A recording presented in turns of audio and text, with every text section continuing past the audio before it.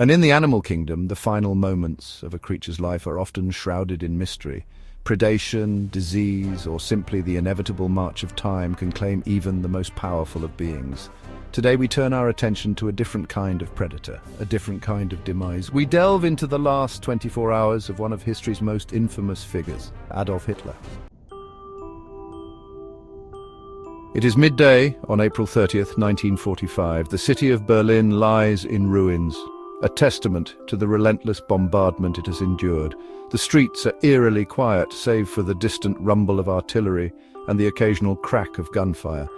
Deep beneath the ravaged streets of Berlin, hidden from the chaos above, lies the Führerbunker. This underground fortress, once thought to be a safe haven, now serves as a grim reminder of the impending end. In the confines of his subterranean bunker, Adolf Hitler sits down for what will be his final meal. The atmosphere is heavy with despair and resignation. The walls, once a symbol of security, now seem to close in, suffocating those within. The once boisterous laughter that characterized his gatherings is now replaced by a chilling silence, punctuated only by the clinking of silverware. The meal is simple, a stark contrast to the lavish feasts of the past. Each bite is taken with a sense of finality. The faces around him, once filled with fanaticism and fervor, now betray a sense of dread and uncertainty. His closest aides, who once hung on his every word, now avoid his gaze, their expressions a mix of fear and sorrow. The walls of the bunker, once a symbol of impregnability, now feel like the bars of a prison, closing in on the dictator and his dwindling circle. The air is thick with the weight of impending doom as the reality of their situation becomes undeniable. As the minutes tick by, the sense of finality grows stronger. Hitler, once the master of his fate, now finds himself a prisoner of his own making. The bunker, which once offered protection, now feels like a tomb, sealing his fate and that of his closest followers. Above ground, Berlin continues to crumble. The city's destruction mirrors the collapse of the regime that once sought to dominate the world. The end is near, and with it the final chapter of a dark and devastating era in history. The afternoon brings with it a steady stream of grim tidings. Hitler's generals, their uniforms disheveled, their faces etched with exhaustion, paint a bleak picture of the war's progress. The once mighty Wehrmacht, now a shadow of its former self, is being relentlessly pushed back on all fronts. The Red Army, fueled by vengeance and a thirst for retribution, tightens its grip on the German capital. Yet amidst this maelstrom of defeat, Hitler clings to the delusional hope of a miracle, a final, improbable victory. As the day wears on, Hitler summons his personal secretary, Traudl Junge. With a hand that trembles ever so slightly, he dictates his final orders, his last missives to a world on the brink of being free from his tyranny. Each word, each sentence, is imbued with a sense of finality, a recognition that the end is fast approaching. The air in the bunker is thick with the weight of history, the knowledge that these are not merely words on a page, but the death throes of a regime built on hate and destruction. Chapter 4, 6 p.m., a moment of respite. With the day's official business concluded, Hitler retreats to the relative solitude of his private quarters. These quarters, though modest compared to his grandiose tastes, offer a semblance of normalcy amidst the chaos. The walls, adorned with paintings and photographs, tell stories of a different time, a time when power and control seemed unshakable. Here, surrounded by the trappings of his former life, books, paintings, and artifacts collected over years of conquest and ambition, he attempts to find solace. The bookshelves, filled with volumes on history, philosophy, and art, are a testament to his complex persona. A man who saw himself as both a leader and a visionary. Mementos of a bygone era, medals, statues, and personal memorabilia clutter the room, each item a silent witness to the rise and fall of his regime. These objects, once symbols of triumph, now serve as haunting reminders of a world slipping away. But there is no escaping the reality that surrounds him. The atmosphere in the bunker is tense, filled with the unspoken fears and anxieties of those who share this confined space.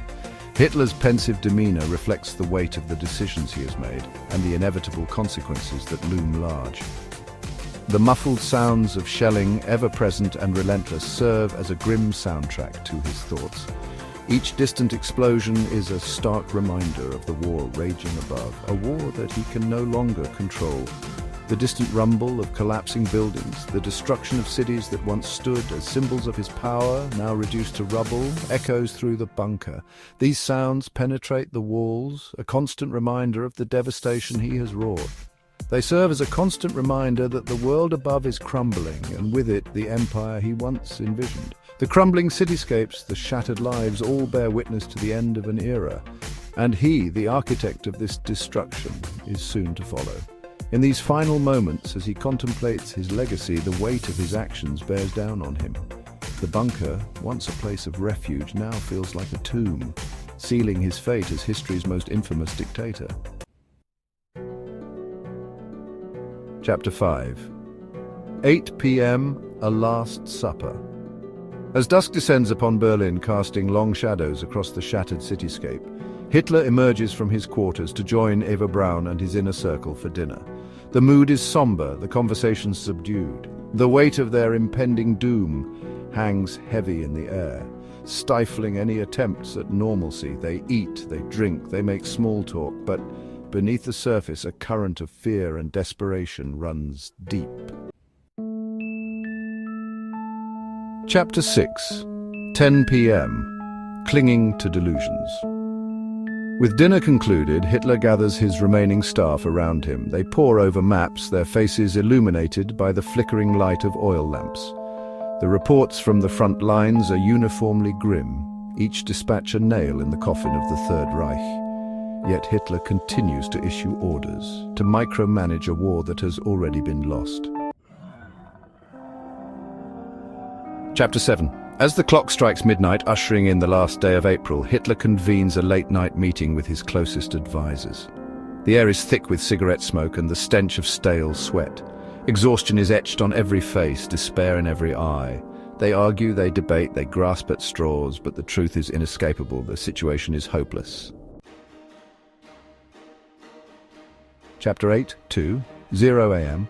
A Legacy in Writing. With the weight of the world heavy on his shoulders, Hitler sits down to pen his last will and testament. It is a rambling, disjointed document filled with self-pity, justifications, and venomous attacks on his enemies. He absolves himself of any responsibility for the war, blaming everyone but himself for the catastrophe that has befallen Germany. It is a final act of delusion, a desperate attempt to control the narrative even in death. Chapter 9-4, 0 a.m. Farewell to Loyalty. As dawn approaches, casting a pale light over the devastated city, Hitler summons his chief of staff, General Krebs. Their conversation is brief, their words heavy with unspoken meaning.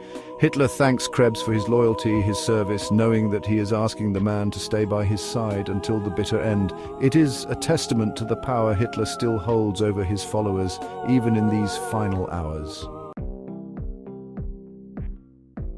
Chapter 10-6, 0 a.m. The Final Curtain. With the sun rising over a Berlin in ruins, the final chapter of the Third Reich unfolds. The once mighty city, now a landscape of devastation, bears silent witness to the end of an era. The streets, once bustling with life, are now eerily quiet, filled only with the echoes of a fallen regime. The air is thick with the smell of smoke and the remnants of a city that has seen the horrors of war. In the depths of his fortified bunker, Hitler retreats to his private quarters for the last time. The walls, which have heard countless plans and commands, now stand as silent witnesses to his final moments. The atmosphere is heavy with the weight of impending doom, a stark contrast to the fervor and fanaticism that once filled these rooms. He is accompanied by Eva Braun, his longtime companion and confidant.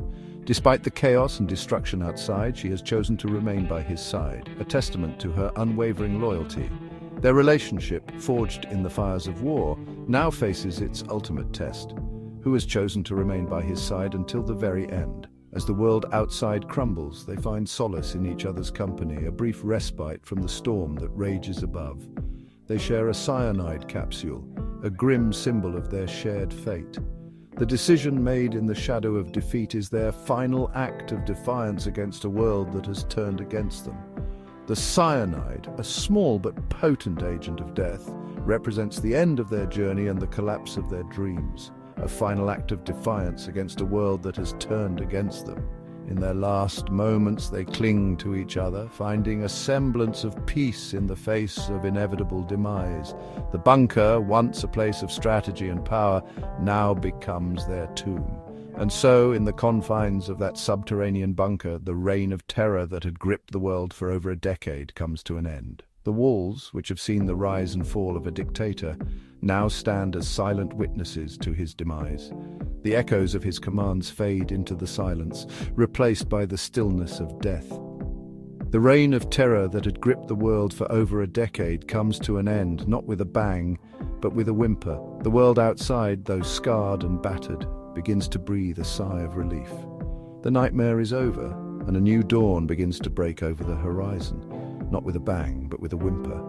The final curtain falls on a dark chapter of history, leaving behind lessons to be learned, and a world forever changed by the events that transpired within those bunker walls. Outro: a world transformed. The death of Adolf Hitler marked the end of an era, a turning point in human history. The world that emerged from the ashes of World War II was forever changed by the horrors he had unleashed. Yet even in death, his legacy continues to cast a long shadow. It serves as a chilling reminder of the fragility of peace, the seductive power of hatred, and the importance of vigilance in the face of tyranny.